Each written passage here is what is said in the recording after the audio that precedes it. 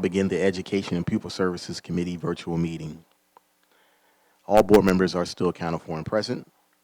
I will now turn over the Education and Pupil Services Committee agenda to Co-Chair Vice President Curry.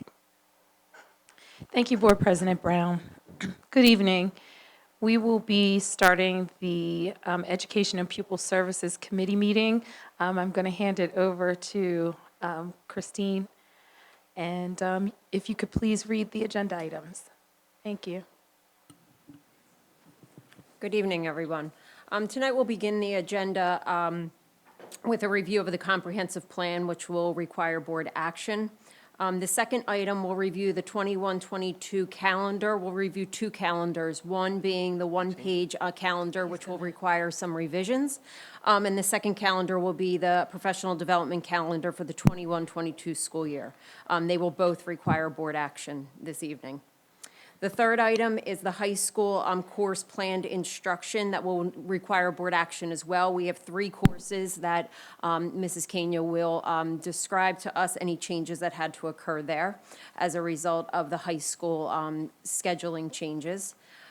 The fourth item is an cloud-based keyboarding program for our elementary students, which will require board action as well.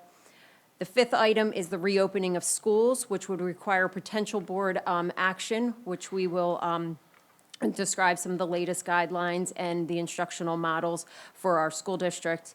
And then we'll end with our district policies that just went through a first reading in June. Ms. Curry, can I make a recommendation along with Ms. Kelly? I didn't get a chance to talk to Christine about this yet, but perhaps we can move item 5 to number 1 tonight, given it's 8 o'clock. And there are probably parents who are participating tonight and have to get their kids to bed. And so if we can move that up to 5, Ms. Curry and Ms. Mitchell and Board President Brown and Christine, that would probably be best. I concur. Thank you.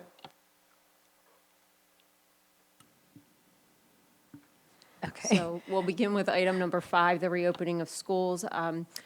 Dr. Manfrey, Mr. Salerno, and Dr. McGarry will be presenting the some CDC guidance that we're receiving, as well as the instructional models for the school district for the 21-22 school year.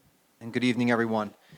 As Ms. Kelly mentioned, Dr. Manfrey, Dr. McGarry, and I are going to review some of the options that the administration has been considering as we look ahead to the reopening of schools for this coming school year. Next slide, please. We're going to review 5 different instructional model options that we have taken into consideration as we look ahead to the start of this school year. The first of which is probably the easiest, and it is the in-person only option. So this option indicates that we were obviously going through the entire spectrum of models to consider. This option would not include a virtual option. This is just in-person learning only. So our students would be going back well before the pre-pandemic situation of having at least an asynchronous option. This option would not allow for any virtual option, synchronously or asynchronously. We would only offer in-person learning for all students. And again, this would be completely different than where we were even prior to the pandemic. And not give our families and our students really any option other than in-person learning. Next slide, please. Option 2 would take us back to where we were prior to the beginning of the pandemic. So this would be an in-person and a virtual option, but that virtual option would only be asynchronous. Again, it's the same as what we were offering to families prior to the pandemic. And the families would only have that asynchronous option other than just the in-person option. Next slide, please. Dr. Manfrey. Thank you, Mr. Salerno, and this is where things get a little bit more complicated. I'll be presenting to the board and to the public this evening both option 3 and option 4. The option that you see in front of you here provides families with the opportunity to participate in all 3 instructional models.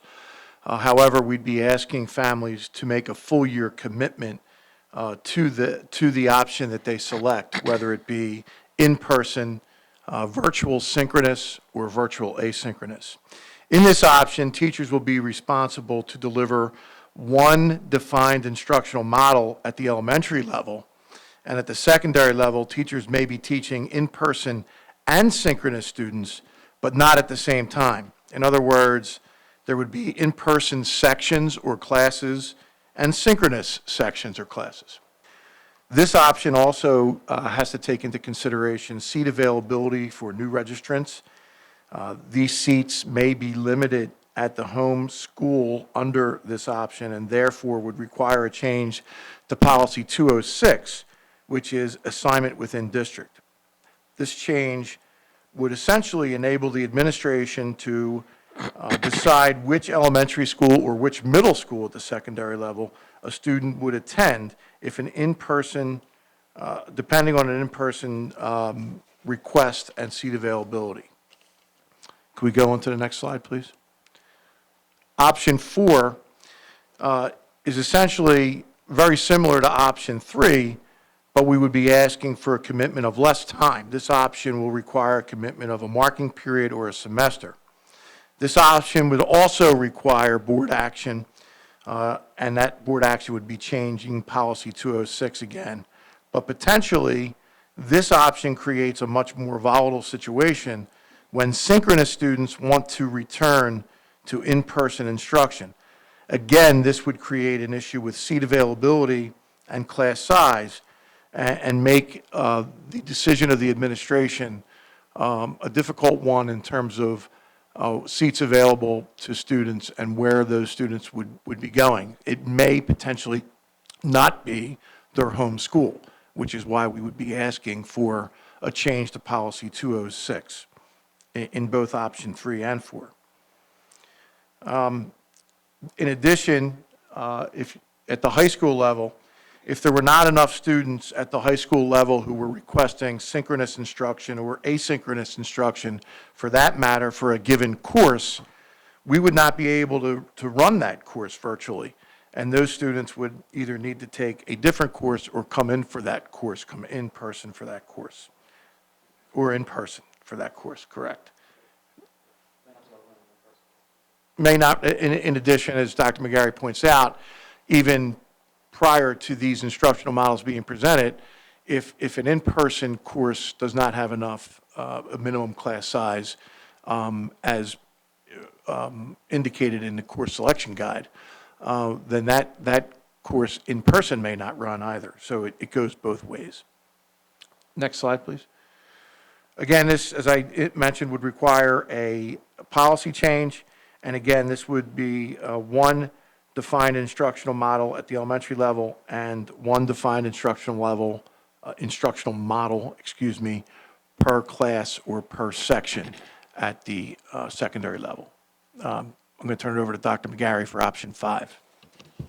Just before I review option 5, I just want to say to Frank and Greg and the team, there's been a considerable amount of effort trying to meet with the requests coming out of the pandemic. We've met with the teachers union several times.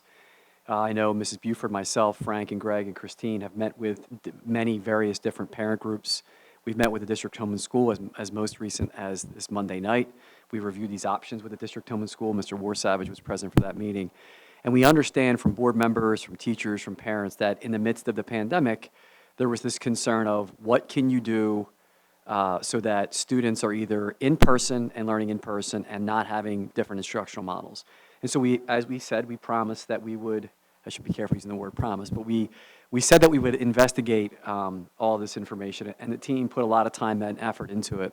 One of the key caveats to our district in getting valuable information is just access and survey results. So we did put out a survey prior to the most recent information I'm hearing about today, even prior to this meeting, about masking and updates.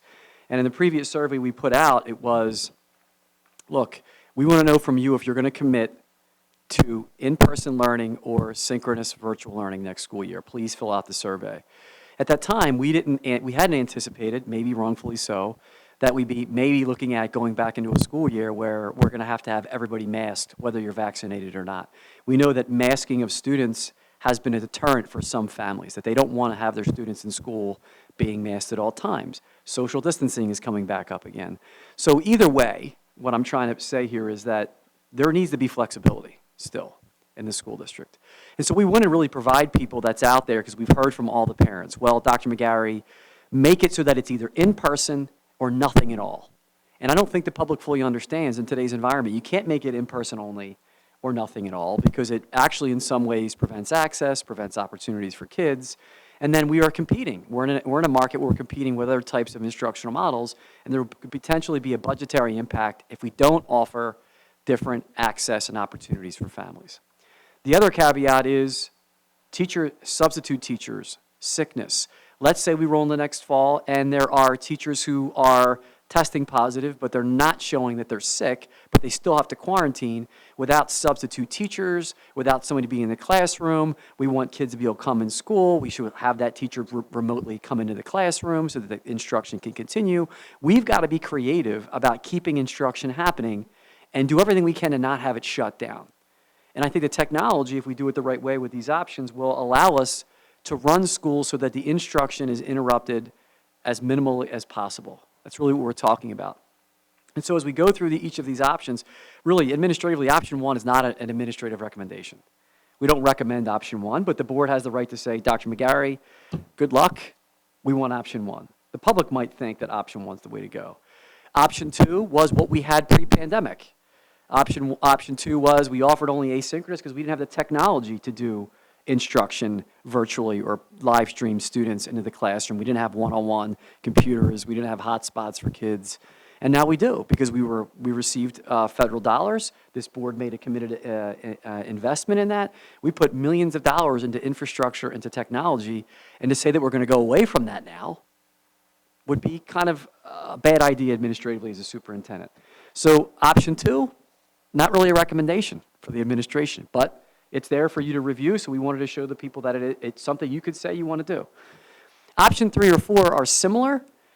They provide an opportunity to try to make a synchronous instructional teacher, but as Greg discussed and as Frank discussed previously, that comes with some serious discussion points. Does this administration and does this board want to be in a situation as people move in and out of these models? Because we all know as we get through August, if this continues to be what it appears to be, that the variant is becoming troublesome and parents get more trepidation. It was clear Monday night in our home and school meeting, parents do want their kids to wear a mask, at least the parents that were on the call, 12 and under. Other parents who've been emailing me and the board are angry that I would even consider masking. So here we are again, who's going to come into school and who's not going to come into school will come down and it will be on the superintendent of schools to make these decisions. And so now we're thinking, okay, how are we going to make you commit to this? Because as a parent, you might change by October. You might change. It might go down. You might want to put your kid back into school. But if I'm making a virtual-only teacher, Frank and Greg are actually, making a virtual-only teacher, and they pull that teacher from Stonehurst, that teacher is going to have to be overseen by some administrator. Could have students as the third grade synchronous teacher from all over the district. And if 5 kids want to go back to one homeschool and the seat count is already at 28 or 29, and another seat count is at 14 and 15 in another school, it would be wrong for us to send that kid just back to their home school to increase that class size and not back to a school where the class size is more reasonable to balance that caseload for those teachers. And so by making a virtual-only teacher, it requires us to make the other decisions because we can't legally say to a parent, you've got to commit to the whole year. We really can't say to someone legally, you've got to commit to a semester. We're hoping that someone who picks that would give us at least a break to make adjustments to find availability to do that. But when you go to make a virtual-only teacher, you do a couple things. You are essentially taking a kid out of their home school, their neighborhood school.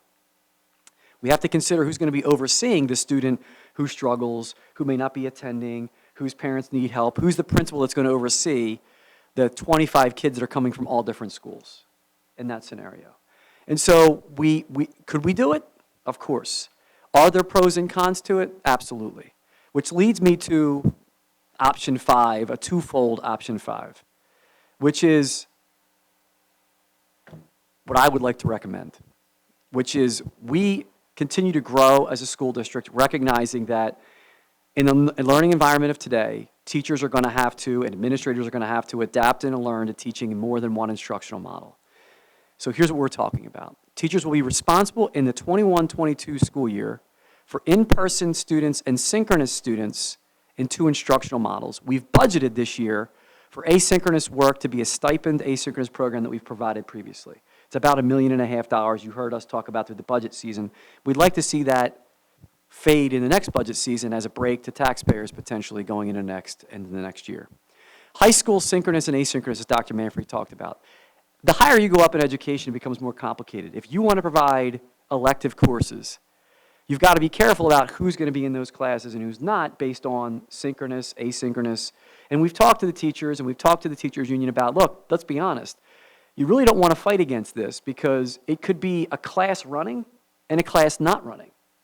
And you might want to say, I'm okay with having 10 virtual students and 15 in person because otherwise the class won't run at 12 only in-person students. And then kids are losing out. And so in discussing this as recently as today, they agree that they would want the class to run and that growing through the pandemic, there are more teachers who feel more comfortable than not, elementary school being the one area that we really have to work on, and more so than anything, encouraging students to come into school.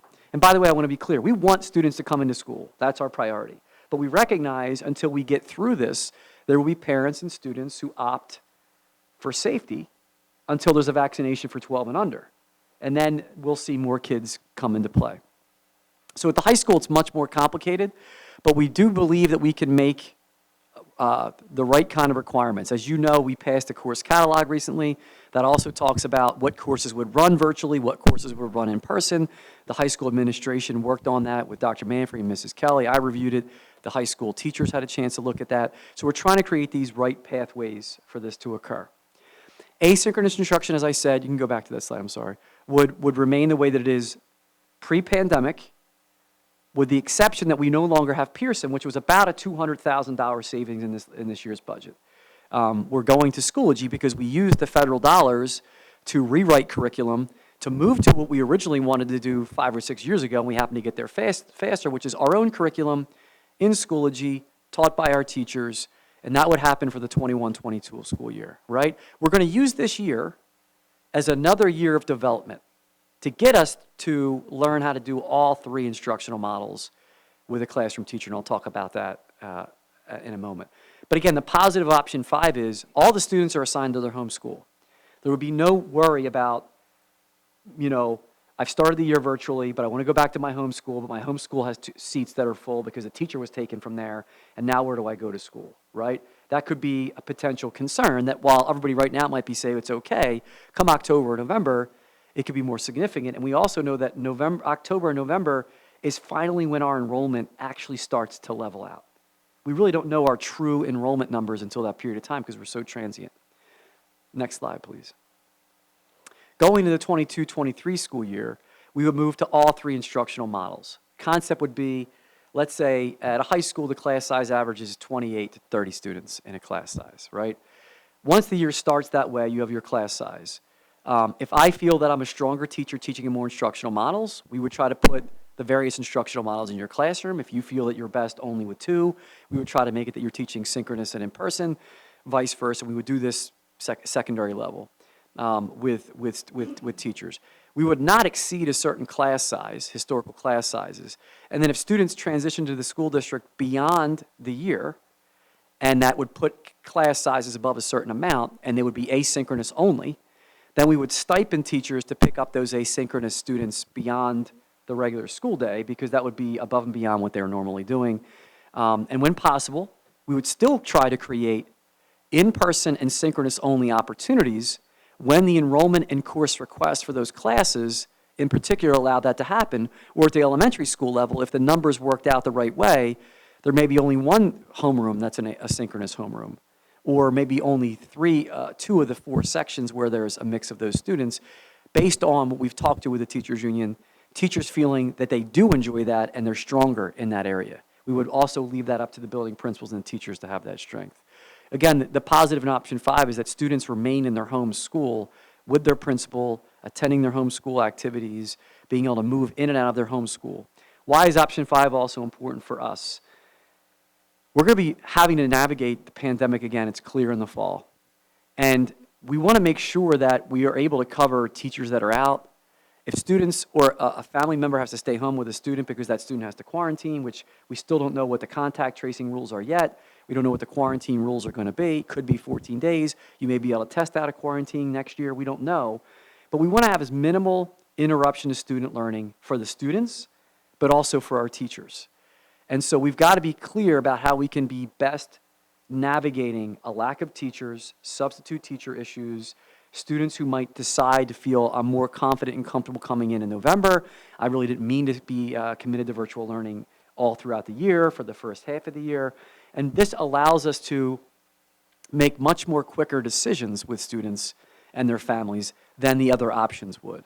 To be clear, we are not going to allow students without a reason, a sickness or a parent request with the principal to flex in like Monday, I don't feel like coming into school today, I'm going to stay home. That will not be allowed going into next school year until we really get better at these types of things. We're going to also put much more strict parameters into synchronous learning, which was a feedback that we got from other parents. It was feedback that we got from the teachers union. If you're a synchronous student, your camera is on. We're going to teach you how to put a backdrop behind you. You've got to be engaged on time. So we want to make sure that this is not a situation where people are trying to take a more relaxed approach to their instruction, and that our attitude towards synchronous and asynchronous will increase our expectations, and it won't be a way to kind of have a school avoidance that some parents were concerned about and teachers were concerned about. So our administrative recommendation is for option 5. You can go to the next slide, appreciate it.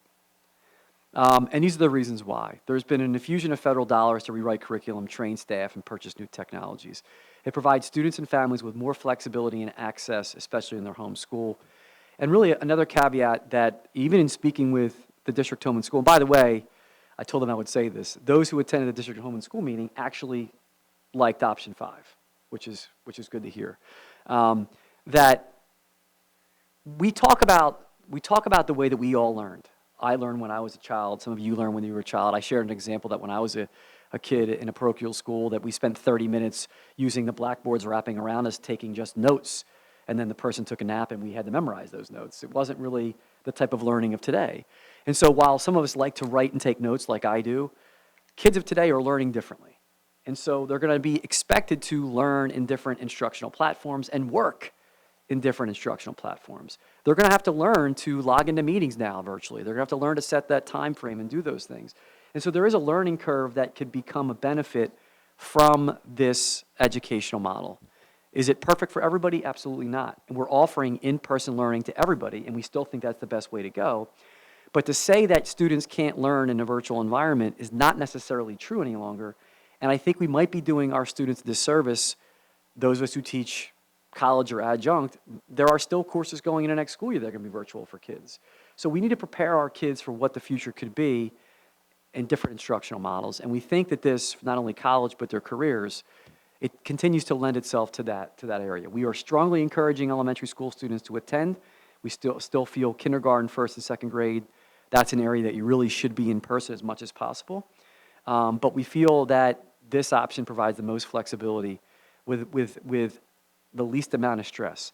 At this time, we're looking at, in total, about 383, close to 400 high school students that we've heard from, that we know of, want to learn in some kind of virtual learning format, that they don't want to attend in person next year. So imagine what 400 students means to trying to schedule the high school and try to make those courses work with all those different instructional models that are there. Middle school, I think it's around a little bit over 200 so far that we've heard from that would like to still remain virtual. And at the elementary school, Frank, I think it's a similar number, around 200 students. Yes, 188. 188 elementary students. And we believe that as we get through the summer, because we don't believe for a second that everybody is really fully 100% responded to our surveys, that there's the potential with this latest guidance that's coming out that we may see more families opt for this instructional model. And I want to be clear tonight that we would still encourage students to come in for in-person instruction. We think that's the best choice. But we believe that there's the potential that we're going to be required to wear masks, vaccinated or not, again, in the school year. And that social distancing is being discussed again.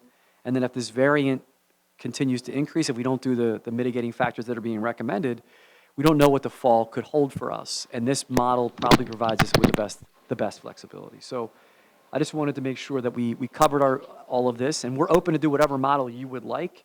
or the public would like, but we want to make our recommendation clear. Frank and Greg, anything you want to? Thank you, Dr. McGarry, and I believe that, that Dr. Haig had a comment. I think you said that in your discussions with the teachers union that they're okay with this. Did I hear you? So this makes, as a teacher, it makes me a little bit nervous. I will say, a year and a half into this, I'm much more capable of teaching students in person and synchronously now. I mean, if you'd asked me 2 years ago to do that, I would have thought you were insane, and now I could manage it, but I wouldn't be enthusiastic about it. So I guess I'm curious a little bit more about what you're hearing about that, because it does make me a little bit nervous. You might not like my total answer, but I'm going to give it to you. As a superintendent of schools, it's become a competitive market. And so my objective here is to make sure that our budget is appropriate and we believe we give the best education to the students that we serve. So not exploring this reality has a significant financial impact one way or another on what we're doing here as an organization. So if we pick option 1 or option 2, we could be in trouble. If we try to pick option 3 and 4 and literally sustain that long term, there's a considerable financial cost in adding teachers to be only specific teachers of one instructional model. And then they become a little bit removed from their own neighborhood schools, which is another barrier to what we're trying to do as a school district community. So when we presented this to the teachers union, clearly at the elementary level, there was much more trepidation, and still currently a lot more trepidation with different instructional models, because it's hard to keep kindergartners, first graders, second graders engaged virtually. We agree. So we're encouraging families to come in person. Reality is, prior to the pandemic, we had a decent number of families who were opting for virtual kindergarten, first, second, third, and grade learning anyway.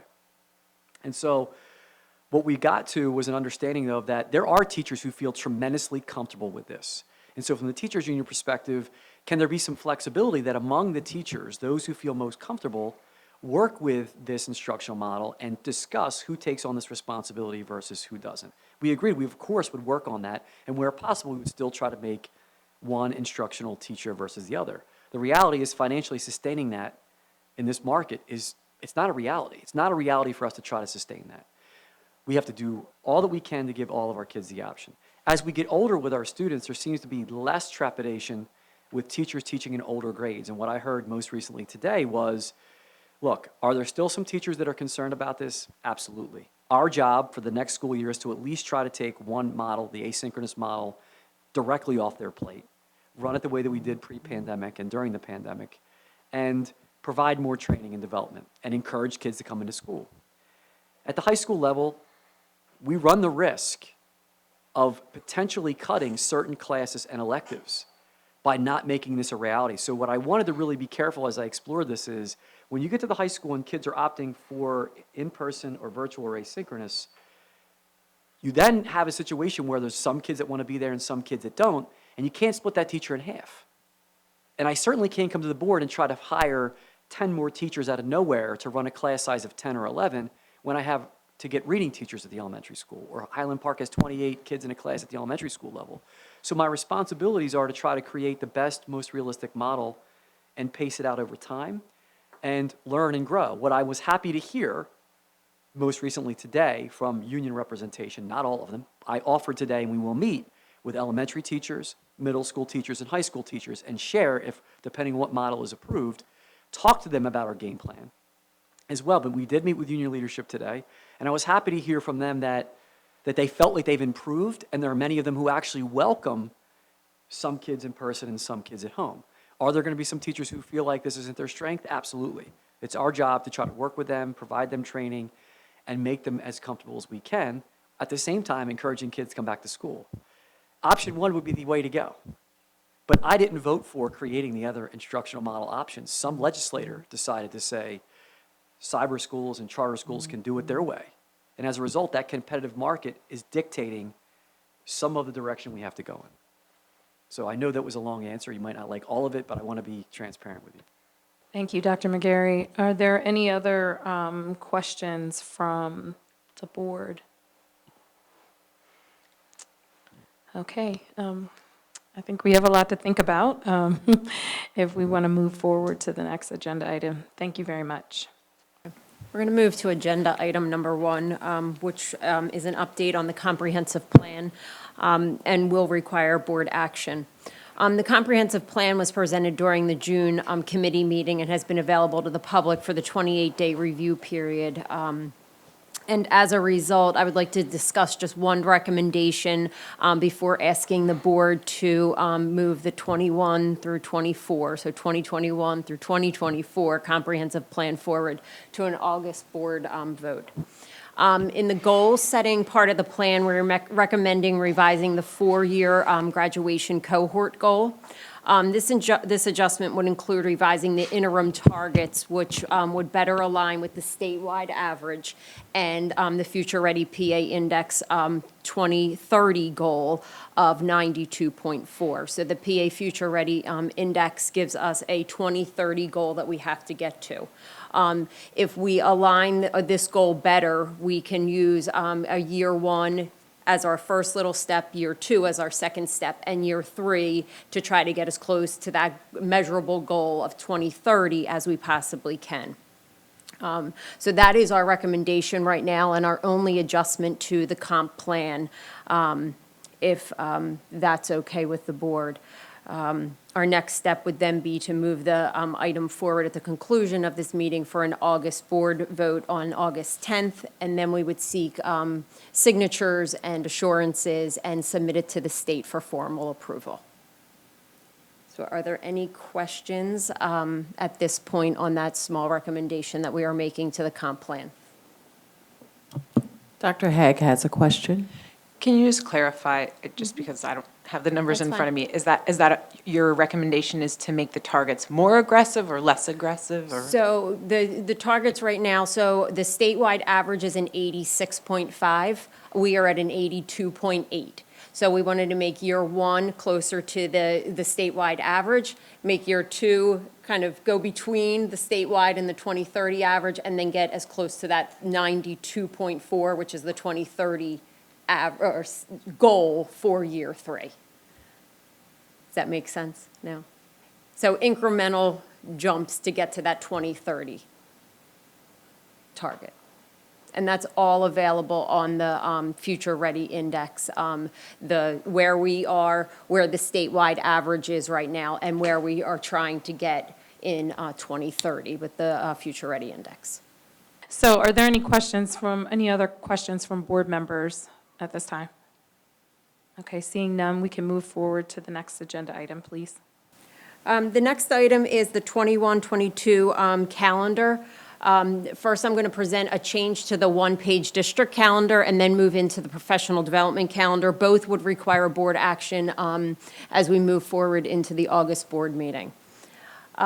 So the one and only change for the district one-page calendar would be the addition of schools and offices to be closed on June 20th for Juneteenth. So just recently, on June 17th of this year, Juneteenth was approved as a federal holiday, and as part of our school calendar, we would be in observance of that day on June 20th. So all schools and offices would be closed. Schools being our summer school or our summer academy programs could be running that day, and our offices would also be open. So we would be asking to close the schools and offices on June 20th for observance of Juneteenth. This does not affect the total school days in any way. It doesn't affect the total student days or teacher days in the calendar. It affects just any student that would be participating in our summer academy courses and then our offices. So I'm going to pause there for any questions before moving into the professional development calendar. Thank you, Ms. Kelly. Are there any other comments or questions from board members before we move forward?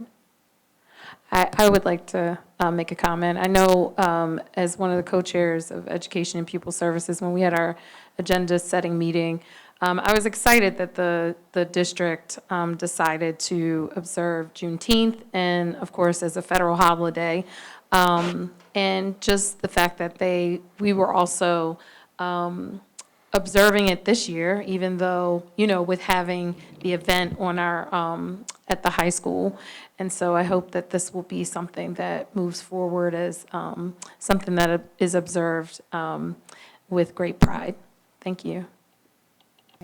As I move forward into the professional development calendar for 21-22, what I'd like to do is just give you a quick review on how many hours our teachers would get in our professional development calendar. So it's about a total of about 62 and a half to about 64 total hours for the school year that they would have professional development. Full days, we have 7 built into the calendar, which totals that 45. We have 1 contract and service day, which is in May, where those hours are done as early as July 1st. It's professional development done on their own time, and they log those days. We do have a menu of options that they can choose from, but they fulfill those hours in a different way rather than coming into the building to do those hours. So a little bit more flexibility, a little bit more ownership into what they want to learn. So that's 1 day, and that we call that the contract and service day. We have our early dismissal days, which are 8 days for elementary and middle school and 7 at the high school, which that's where you get that little bit of flexibility. The reason for the flexibility at the high school is because of final exams in January. So we total really 62 and a half hours to 64 hours for our teachers to learn new curriculum, to learn all the technology that we've been talking about, instructional models, all of those pieces. Which I have here. We have divided the days into building level plan days as well as curriculum focus days. We use the building days, or the principals use the building days to support building initiatives and to do some mandatory trainings for the state testing and compliance training. Our curriculum focus days involve our district initiatives, which is revolving around trauma-informed care, social and emotional learning, Naviance, and involves our technology and anything curriculum and instruction with new programs that we have right now. So we have all of these pieces to do in that limited amount of time of 62 and a half hours. But you know, as we try to navigate the synchronous and asynchronous models, integrating the technology with using the cameras in the classroom, it boils down to not a lot of time, but we do our best to balance the curriculum needs as well as the building level needs that we have throughout the school district. Dr. McGarry, did you have something? Yeah, Ms. Curry, if I can, of the 62 and a half and 64 hours, how much of the hours, and I think I know, we want to break it out differently if the answer is correct. How many of these hours, if we remove, let me ask you the question this way. There are mandatory trainings, professional development trainings we have to give, 403B for staff, child abuse, bloodborne pathogens. How many of the 62 and a half to 64 hours are really not curriculum and instruction related? Meaning, as a curriculum instruction director, you're really, when it's left, all this gets peeled out of all the mandated things that we have to do. How much time do you get to work with teachers on teaching? I would say, when you look at that mandatory, the PSSAs and Keystone training alone, that takes it up about 2 to 2.5 hours of that easily. And at the high school, you have to do that twice because they administer the Keystones in the spring, or in the fall, and then in the spring. So easily 2 to 4 hours right there. We have compliance training also. There are bloodborne pathogens. There are 403Bs. There are anaphylaxis shock, all of those compliance pieces that come into play, Title IX, take another 4 hours. So you're talking about 8 hours right now removed from that.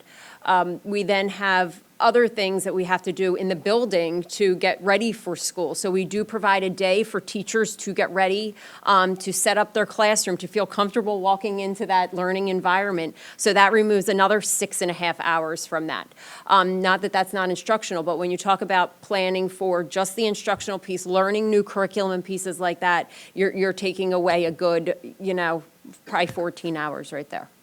Okay. Does that answer, Yeah, I mean, previously when we did this, we were looking at, when it was all said and done, less than 25 hours that teachers had when we removed all the state mandated and other mandated practices and procedures, child abuse, everything else. It was under 25 hours. And best practices are, you need about 52 hours to learn one skill in one instructional hour. They're the best recommendations. So I just think, to you and to the team, the supervisors and Frank and Greg, what you're trying to do to get teachers to where they need to be. The board should know, as they're advocating for fair funding and everything else, Every time a new rule is passed, we have to do the training and see it through. You know, we're also spending time training on nasal swabs and things that come up. It becomes our responsibility. So I want to be clear that there's not 64 hours of just learning how to be a first grade math teacher. That would be ideal. That's one of the other gaps in education, that when we make these mandates and they're unfunded in another way. They're unfunded by a lack of training and time for people. No other real organization professionally gives their people something to take on and doesn't train them appropriately for it. Right. And as we're navigating especially new curriculum, you know, a best practice is always ongoing. So it's not just that one and done. And in a calendar like this and with limited amount of hours, that sometimes forces your hand into, you get a little bit here, and then it's, if you can attend an after-school thing, if you can do this, if you can do that, and that's unrealistic also. So are there any questions at this point on the, so what we are asking for tonight is the revision to that 21-22 one-page calendar, which would include the Juneteenth on there, and then the approval of the 21-22 professional development calendar, which would include the days that we just discussed. Yes, thank you, Ms. Kelly. Dr. McGarry, I do appreciate what you just said about, you know, really having the amount of training hours, and Ms. Kelly so eloquently putting that out there. It is so important, and I think Board Director Neal has a question. Thank you, Vice President Curry. Thank you, Ms. Kelly, for your presentation. My question is in regards to so far the date has not been announced for the primary election of 2022. I was recently speaking with a state representative, and they had mentioned that the primary might possibly be held during the summer. Are there any plans in place by the administration if it is included during this school year? What would we do with the children? Be able to turn that into a professional development day or just a school closed day? And where would that day go to? Right, so in the past, we have run into the same situation that they announce the date later than the calendar has been planned. So we go through cabinet again and, you know, to have that discussion of what can that day look like? Is it a flexible instructional day now because you have that flexibility, although it may not follow that guidance? Is it a total virtual day because we have that flexibility and you don't want to have to push graduation, because you know when you start to put days into that calendar, then it has a ripple effect on the end of the school calendar as well. So we wait for that date. We always hope for it to come out prior to the calendar being passed, but it has been, I want to say, at least 2 or 3 times that we've revised the calendar as late as, I want to even say September and October, because of when the date is announced to us. So we have done it in the past. We can continue to look at what model we would use once the date is provided to us. Okay, thank you for your answer. Yeah, and this is just in reference to the census. So the districts need to be redrawn in Pennsylvania, and I suspect that's not going to be happening with any expedited effort. So they think that the primary will be held in during the summer months. But thank you, Ms. Kelly. You're welcome. Okay, any other board members have any other comments? Okay, next agenda item, please.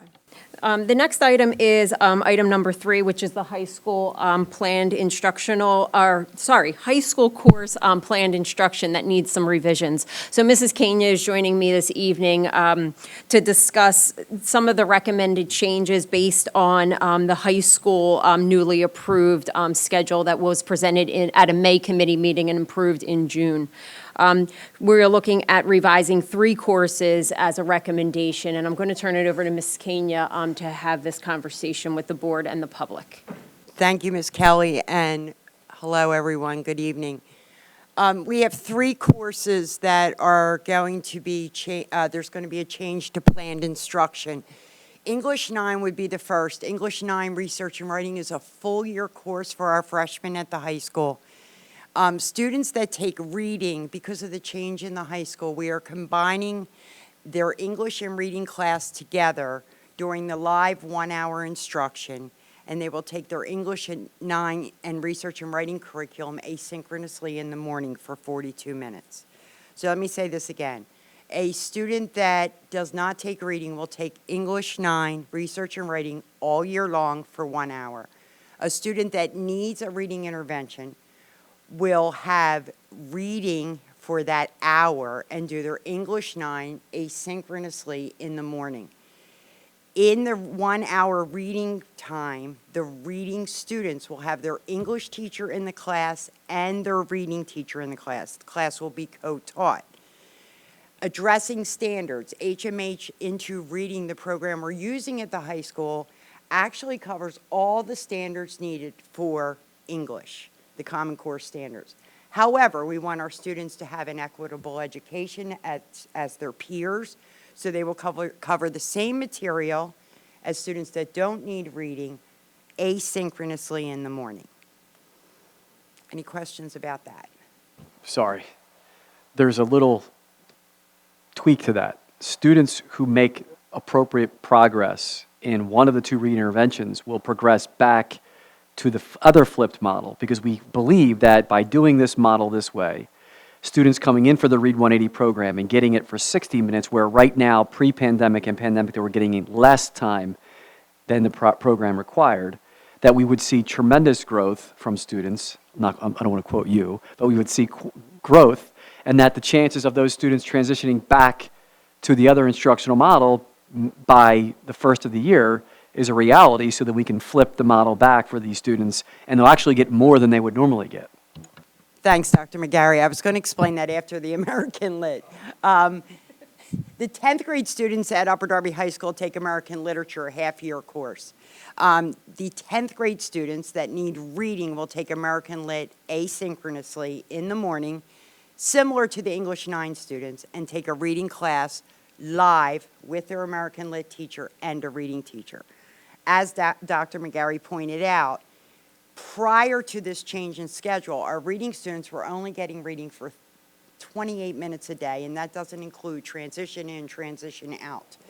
By giving them 1 hour of live instruction, we have significantly increased the amount of instruction they're getting, and it is our hope that we can exit them out of the reading program quicker, as Dr. McGarry said, and into a class with their peers without reading support, because they have exited the program. I just want to point out that we are using these programs in the middle school as well, and we are seeing great progress with our students. So as we move forward, the number of freshmen and sophomores that will need these programs, I'm very confident. I'm very, very confident those numbers will diminish. So that's how reading students will work in 9th and 10th grade. That's two big things. And then if you'll go to the next slide, I'll explain the music, and then I'll take any questions. So our music teachers are thrilled to know that they are going from 30-minute classes to 60-minute classes with the change for the classes listed there. As Ms. Benglian said when I talked with her about how the instruction was going to change, going from 30 minutes to 60 minutes, she was like, oh my gosh, we're just going to do more. And that's really exactly what they are going to do. They're going to cover the same standards. They're going to be able to go in more depth, more engagement with the students, and teachers and students alike seem to be very, very excited about this.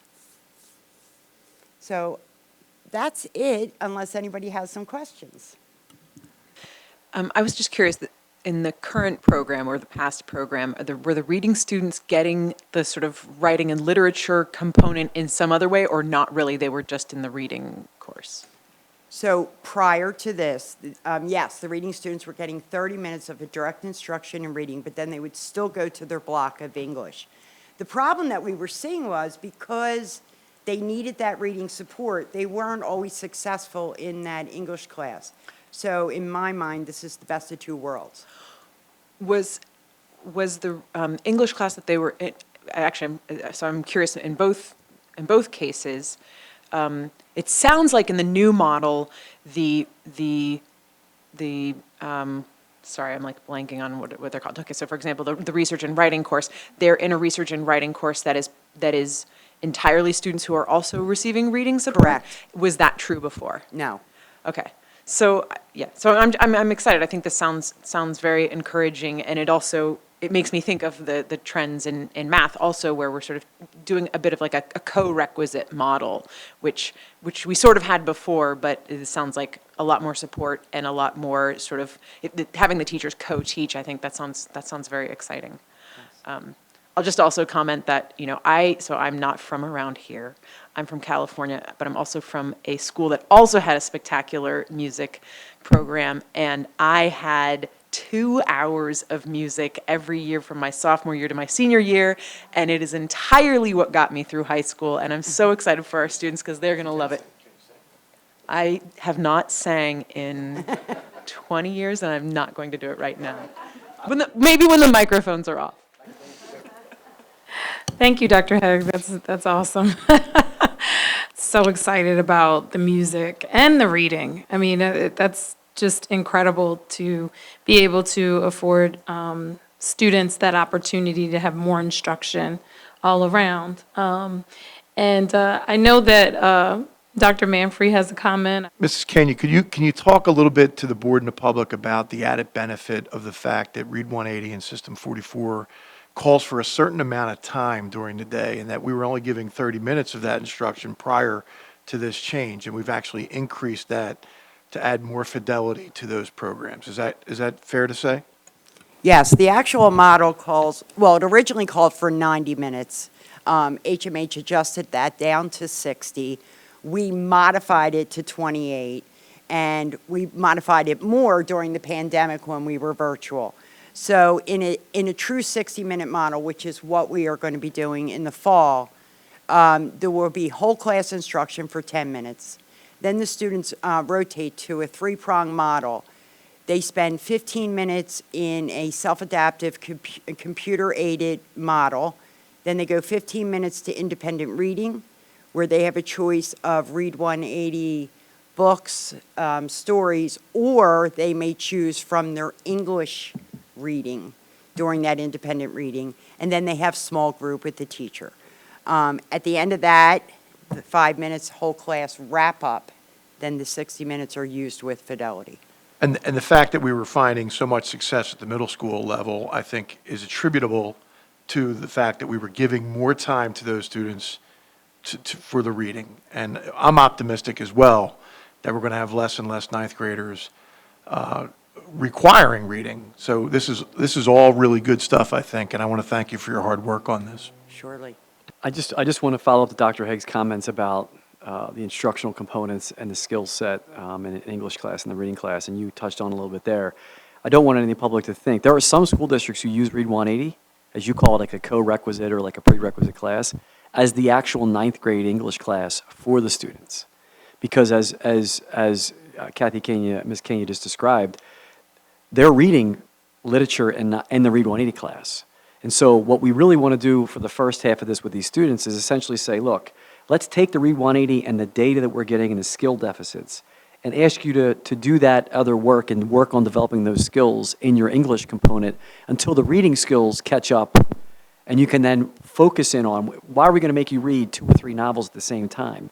Instead of getting really good at dissecting a piece of literature or a short story based on the skills that you're developing in the program, and then work on some of the writing skills that you've learned as well. And that's the concept that we're here. We're making sure that we're not trying to overwhelm students by giving them less of the skill development and then saying, go ahead and swim in the deep end of the pool without having learned to do that yet. So I'm excited by focusing on skill development. There's this idea in high schools that you have to read 50 or 60 books or all these great plays, when the reality is you have to learn how to approach the literature to really appreciate it. And I think we get caught up in covering a lot versus getting really good at it. And I think we're really focusing in on giving those kids the skills to attack their biology, their chemistry, their math, and not just the English courses. And that's the baton that has to be passed by an English teacher. So this is going to be exciting to see this take off. And we should provide an update at some point in time to see how many kids have progressed out of it. Thank you. You said that so eloquently, Dr. McGarry. I was going to add that as well, that it would be great to get an update. I think as we continue to look at our schedule across K to 12, and we're looking at specifically intervention programs. This is a drum that I beat all the time, that we have to deliver the programs with fidelity. That's where we're going to see these improvements, and those improvements are going to benefit our students. And I know sometimes we want to, figure out how to do that while we look at the whole child. And so if we just continue to make these changes where we are focusing on the students' needs and delivering the programs with fidelity, we are going to see a lot of excellence in the Upper Darby School District. So thank you so much for these changes. Thank you, Mrs. Mitchell. Not to dump a load, Ms. Kenya, but I'm thinking about the fact that this sounds so exciting, and actually thinking about middle schoolers. I was actually having a conversation today about my middle schooler and how math is going to get so exciting for her in middle school. Like, I'm super excited about that. With Mr. Desnoyers being in the math club, and I'm excited that the light bulb is going to come on, and she's going to really be excited about math.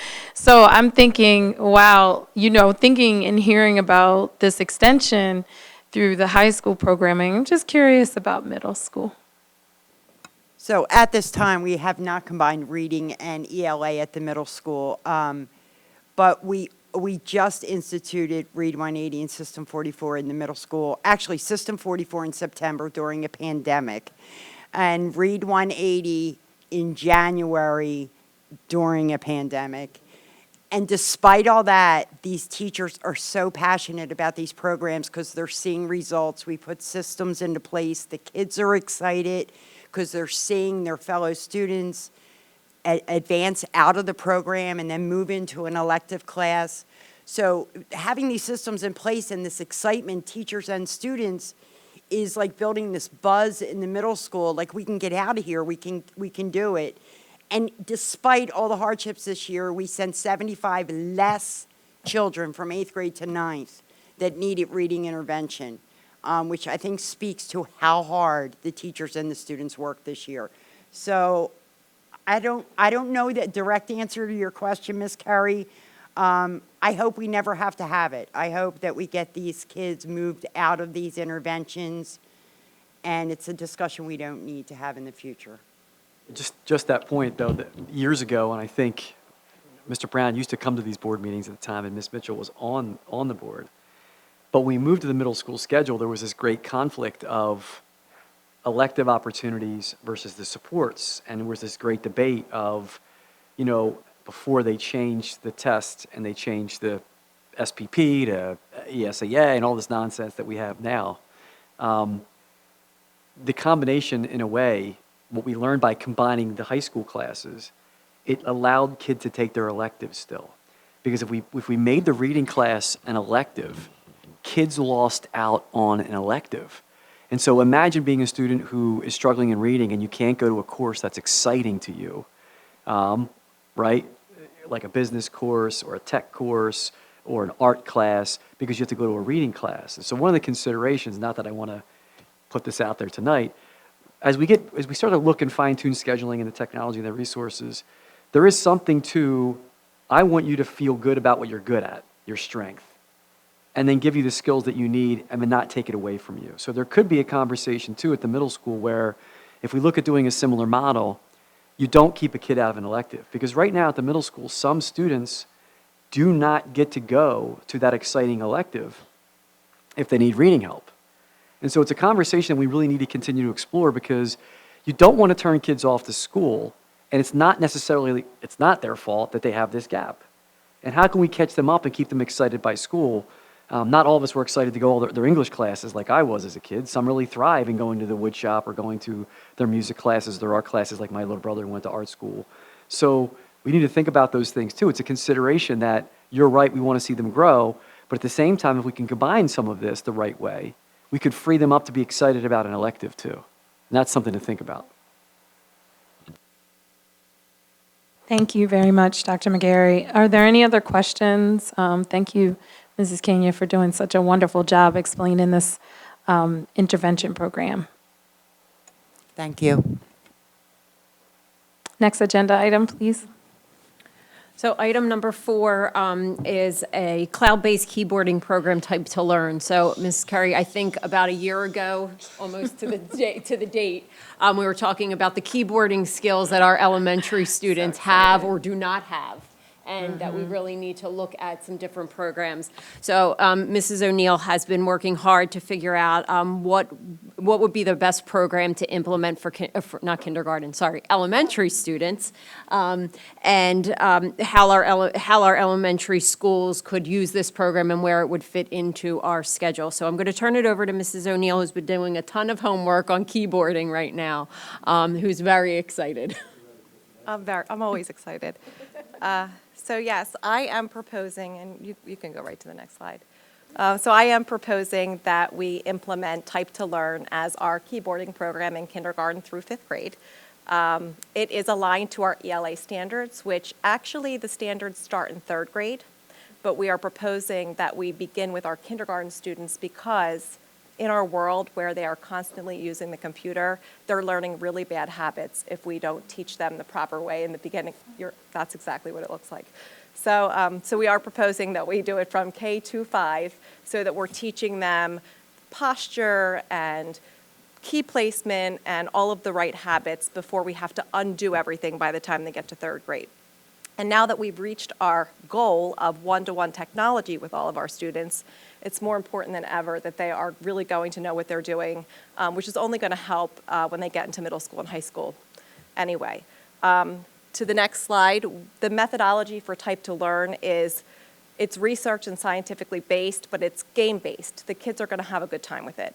It's fun. And they are special agents, and they have to solve certain, they have to basically save the world by typing. So, and maybe they can come and save our district. But yeah, it's amazing. So it really is fun. It's a placement test. There are some pre-lessons for our little guys that it really just help them navigate what the keyboard is in general. But there is a placement test, and the program basically moves with the child. It starts them where they belong. It goes through 32 lessons for K to 2, 34 lessons for the 3 to 5 band. It talks about transcribing and generating your own, responding to questions and things like that. So it goes through both, which is the transfer piece. And now that the kids have the one-to-one device, the hope would be that not only are they getting this instruction in this fun way, but then the teachers are also putting it out there that we should be typing more frequently within the content area so that they would be doing it more than that, and their accuracy and their speed would increase that way as well. So individualized remediation, tons of practice, and the assessments that are built into the program are called challenges, and they don't move forward to the next piece until they have mastered the challenge, which is automaticity and accuracy. So that's good. The teachers can generate reports. They can see who's participating, how far they are, what their errors are. They can change the goals. So if it's not challenging enough, they can change the goals so that the child has more challenge, which is nice. And they can, the program itself goes back and remediates for students that are struggling. So it does have some really good features. Now, the company, one of the reasons I chose the company is because they are so accommodating. And they are currently working with their integration team to make Type to Learn work with ClassLink, because right now it didn't. So that was one of the things I was kind of weighing back and forth when we first did this, because it has to be on ClassLink, I think, for our guys at this point. So by the end of September, early October, it's going to be solidified. So we would actually start this with the kids probably the beginning of October, just so that they're not learning how to log on and then having to learn something else when we have our single sign-on. So it's going to be really, really easy by that point. So that was good. You can go to the next one. So the company, and Dan, I think, mentioned this last time when we presented about foundations, we're very much into train the trainer. Things are more thorough and more adaptable to what we need when we do it that way. I've already met with the company several times. They're going to train our core team to train, and it's very, very, very, very simple. It's not much on anybody, truthfully. It's not much on the teachers or on the parents. We're going to train it's really, they log on and the system kind of does everything for them, other than the teachers really learning how to monitor and making sure that the kids are actually working in there. So I did ask them, I requested 2 support videos, which they have to create for us and are willing to do at no cost. So a support video for parents who are trying to help the kids at home, and a support video for teachers who are trying to, so we can actually add it to our professional development library, and teachers can go in and access the support video at any time. So they're going to work, probably waiting for this to be confirmed before they do it, but as soon as we give them the green light, they're going to go ahead and create those 2 videos. And there is free, it comes with the cost of the program, tech support. They prefer that it comes from the district, not from the parents, but we can support them with any tech needs at all. They're going to support us on their end with that. So that was good. I meant to say this in the last slide, so I apologize, but we've been using some version of free typing programs with our library. You probably saw it this year with a lot of that being asynchronous at home for part of, I guess, the previous year, and then the synchronous part this year. And we went back and forth on a bunch of different programs to land on, Type to Learn. So because of the way our library curriculum is structured, for our 1 to 5 students, the librarians would be the ones that introduced this the first time, made sure they could get on, that they were able to do their pre-test and everything like that. And for kindergarten students who don't go to library, that would happen in the classroom. And then for practicing, I mean, we're identifying a need. It's aligned to a standard, so there has to be some accountability for the kids to do it in school and to practice at home.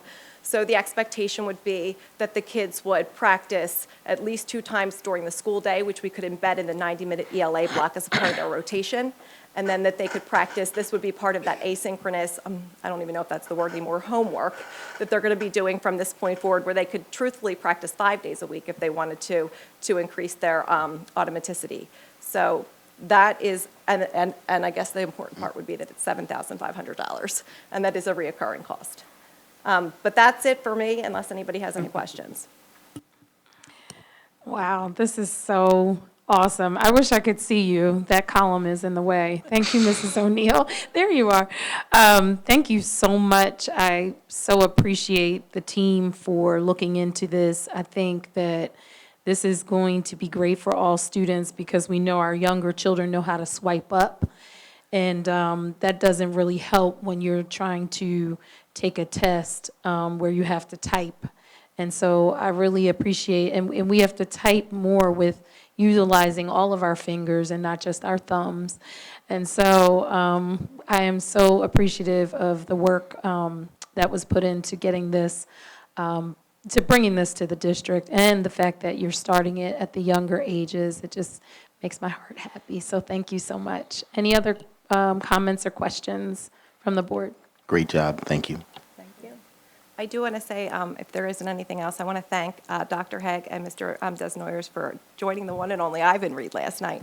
It was awesome to have you on there. I think the kids loved it, and you read, so it was awesome. My daughter I don't know made if me, I'm allowed to do that, but I had to thank you. my daughter made me promise that we're going to the rest of them, so you'll Yes, see me. And I met Harper, and she was awesome, and she answered questions, so thank you. Yeah, based on that, Mrs. O'Neill, the reading part has been great, and even the reading for the secondary, that particular book has been great too, so thank you for that as well. Any other comments? Okay, so we're moving on to our next agenda item.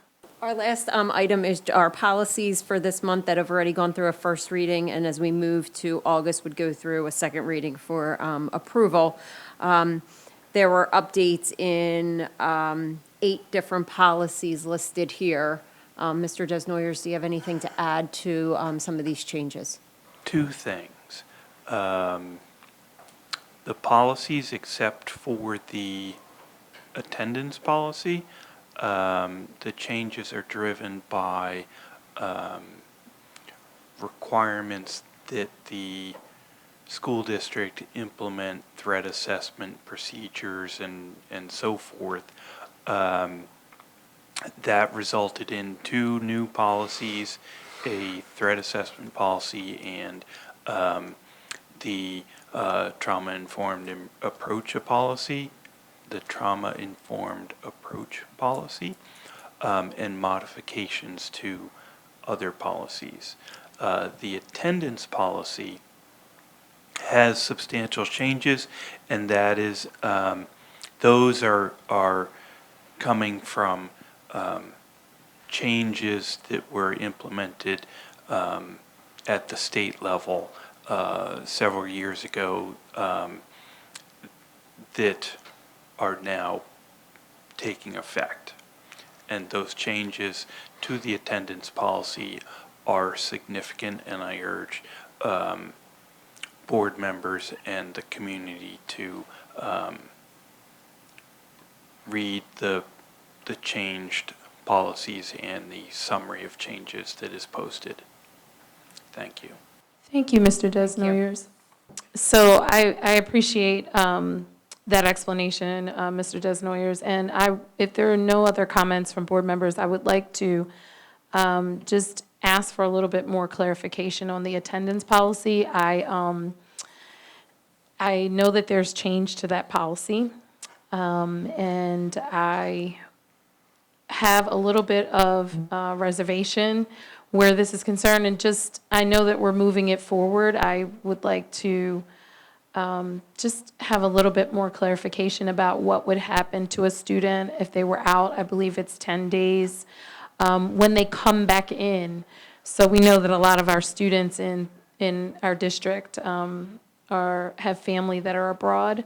You can't necessarily take a plane ride over to some of the countries where our students are without being out of school for a certain amount of time. And so I guess the biggest concern for me is, will there have to be re-registration? And I know that if students are gone for a certain amount of time, say that there's a sick family member or something where they have to go abroad or be out for a certain amount of time, where does that put the student in terms of their level, them coming back in, say it's a couple of months, would they just start in as a new student? Like, these are just some of the questions that I had when looking at that particular policy. Thank you. So,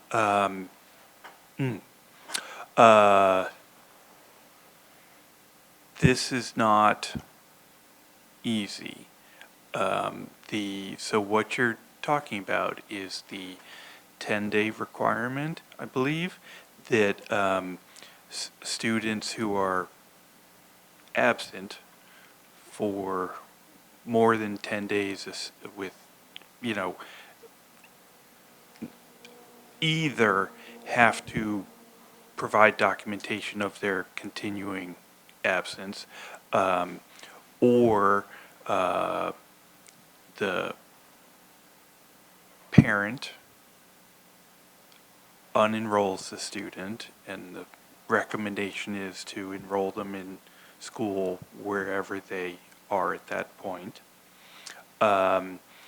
If the district doesn't hear anything and the parent doesn't unenroll the student, the district is required to disenroll the student. And then when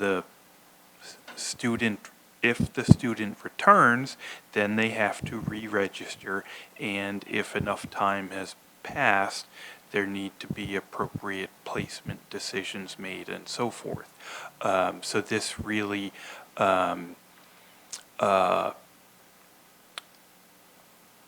this is driven by the requirement that has been in place for some years, that districts keep track of where their students are, and this is where family needs and district needs differ. Yeah, I would like Dr. McGarry to speak to it as well. The reason why I bring this up is because there are so many needs of our families and students here in the Upper Darby School District. We are not like other districts in so many fashions. I just want to make sure that we're being culturally sensitive, that we have all those pieces in mind. I know that it is very difficult on the side of the district. We have to maintain, legalities in terms of the state requirements and things of that nature. Just have Dr., and I appreciate you, Mr. Desnoyers, I would like to hear from the administration just to see, you know, if the wording with this particular policy and how it could ebb and flow, if I may, with different circumstances that are brought forward and students that are in and out of district. Thank you. First, I want to say Neil did an awesome job. I think Neil spends probably 2 to 3 hours in a given policy meeting hearing all the complicated things that we deal with. And I think it comes at him, you know, from the way that I communicate, probably fast and quickly at times. So I think you did, if you're, as a professor, you get an A on that response. It's really complicated. It's not really important. But the reality is you have a process. So there's the truancy process and attendance policy process, which we have to follow 3 6-day notifications. So let me start with an example. We have students who could be runaway. And we know where they are. We know where they are in the sense that they're a runaway and their parents and the police are worrying about it. That student might be out for 10 consecutive days, but we don't necessarily drop that student because, as Neil said, you need to make sure that they're enrolled in another school somewhere getting an education. So we've got to kind of find out where that student is, get them help, and if they are now living somewhere else, they have to register somewhere else. Homelessness is another area. Foster is another area. So there's all these caveats to what does attendance mean. And again, there's not a lot of teeth to the attendance policy outside of what we do, what I do, what the administration does. Because really, when you read the law, it's about CYS, fining.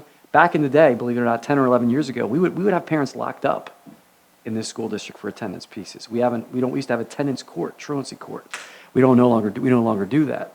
So we've moved away from a lot of those practices. And another key caveat to this is the child accounting that Neil alluded to, the 10 consecutive days. Now, when we have special education students whose parents may also be special education, have needs, we don't necessarily just drop everything. We have an investigation process. We go to the homes. We try to find out where people are. We get social workers involved. We try to do truancy elimination plans. All of these are the front end that we're trying to do before we say to somebody, we're dropping you, you've got to go. Now, when a family's leaving the country for more than 10 consecutive days, Neil's exactly right, and they're not going to be back for a while. They really technically have to disenroll from the school district because we're accountable for student days in the daily average attendance from a transportation reimbursement, from our state, from our federal dollars. So we've got to be sure that our records are accurate as far as who's attending school and who's not attending school here in the school district. Believe it or not, we do deal with this frequently. We've been confronted by families who want to take the final exams in high school early in like April or May to go to enroll in another school in another country, and we really can't allow that to happen. There's only certain acceptable reasons to be missing school. Even trips, family trips beyond a period of time, really have to be taken into consideration as excusable, allowable absences when school is in session. So we work with families, but there really isn't a way around. If you miss school for 10 consecutive days because you're leaving the country and you don't plan on returning by that 11th, 12th, 13th day, you really have to disenroll. And then we work with you to come back in when you get there. But that's the long and short of it. Nothing in the revised attendance policy represents the district going out on its own and writing its own, making up its own rules. So these are all mandated things by the state that we have included in the revised attendance policy. So it's not that helps, but it says where we are. I think it helps a lot because I think it explains to the public tonight what that looks like. Whereas if you just read it, it's like, oh, if you're out for 10 consecutive days, you have to disenroll. So I do appreciate the clarification on it because I think that our district is unique, as Dr. McGarry just spoke about. And I think that there are a lot of different, as he just spoke about, a lot of different things that are presented. So thank you very much. Are there any other comments on policies that are going forward? Okay. Well, I believe that brings us to the end of our agenda. Mrs. Kelly, if you could review the agenda items. Is there any public comment? Yes, there are public comments on agenda item number 5. Our first comment is from Ilona Shabani, located at 290 Childs Avenue in Drexel Hill. The comment was received on the 26th via email regarding agenda item number 5. The comment begins, is UDSD accepting and honoring mask exemptions so a student does not need to wear it inside the bus? Question 2, this is regarding the email sent July 10th by Dr. McGarry, and then she copied and pasted Dr. McGarry's email, which reads in part, lastly, it's important to note that under a federal order issued in January 2021, the CDC requires face coverings regardless of vaccination status when on public transportation. This includes on-school buses operated by public and private school systems. And then in parentheses, she adds, please research this before schools open. Comment continues, is UDSD and the school board aware that school buses are exempt from the mask mandate on buses per U.S. Code 49, subsection 5302, and she includes a link from cornell.edu. Question 3, per CDC and FDA, the PCR test is recalled. How is UDSD handling this situation for the future COVID testing? End of comment. I can answer those questions, some of those questions the board would like, and Kyle our solicitor can weigh in, but the comment about transportation and masks being optional, it's not optional. From what I understand, masking is required unless there's something that I'm missing. Schools also follow, clearly in the recent guidance that's coming out, there are different guidance for even schools in comparison to other businesses. So I think we may have more strict rules than even other jurisdictions may moving forward. As far as the PCR testing being recalled, I know that we will be offering rapid antigen testing. We do not offer PCR testing as a school district at this time. We offered molecular Q testing, which was a rapid Q testing, which was a somewhat of a quicker form of PCR testing, but not the same. And we offered what was called rapid antigen testing, which is really most highly effective with students that are symptomatic. Going into next school year, we will be looking into doing rapid antigen testing again, and then also considering rapid flu testing so that we know whether there are students who have the flu versus COVID, which would change the way that we handle maybe quarantining classrooms and schools. And we'll be coming out with that information when we have more time. One of the changes with the testing right now is that we were at one time under the jurisdiction and the support of the Chester County Health Department, and they were allowing us to function under a CLIA, which is a medical term for collecting samples, and they were covering our schools locally to be able to do that. Now we're trying to figure out whether we have to get our own CLIA or the Delaware County Intermediate Unit will be able to get one, and we can operate under that CLIA to be able to do swabbing of students and staff again. But I would say that we should anticipate that we will be doing testing, depending on positivity rates, again with students and staff next school year, and masking. I understand the frustration from this parent. I alluded to that earlier. It's one of those areas where either okay with it or you're not. I'm here to tell you that if we are required to do masking of students, we're going to mask students in our schools, and we'll do the best that we can handle handling. I know Kyle Berman wants to weigh in as well. Kyle? Yeah, the only thing that I really want to comment about at this point is the CDC recommendation relating to school buses. And the CDC has very specifically indicated that no matter what the masking requirements may be for the school district, that that bus transportation has to have a masking requirement for whatever grades may be on the bus. Furthermore, something you have to understand also is that by the funds that were given to us in March of 2021 through the ARP ESSER funds, one of the provisions in there is that we follow the guidance of the CDC. So in that respect, we're required to follow that guidance and have the students masked on the school buses, whether or not we are otherwise following other masking requirements. And then moreover, the CDC requirement also relating to masks was that until you can reach a certain threshold percentage within the school itself, that the school is supposed to be masked as well. Now, clearly there are differences of opinion of whether or not that needs to be followed or not, but that is what the CDC guidance is, and that is what the requirement is from the latest round of ESSER. And Kyle, also, and Ms. Curry, and to this parent, we do not have a local health authority fully established at this time, so we'd be under the jurisdiction of the Pennsylvania Department of Health going into the school year. And I'm hearing that the Pennsylvania Department of Health is going to adopt and follow the CDC recommendations, which ultimately means we will be, as Kyle is saying, making updates to our health plan, which our health plan, as Kyle said, also had to be uploaded to our Title I documentation and to our funding. It was required to adopt the health plan in order to show that how we're spending this money is aligned to health and safety with students. So we really have to make sure that we're following the health and safety guidelines in accordance with the money that we have that's been given to us. The second and last comment regarding this agenda item is from Aloni Shabani at 290 Charles Avenue, Drexel Hill. Comments was received on the 27th via email regarding agenda item number 5.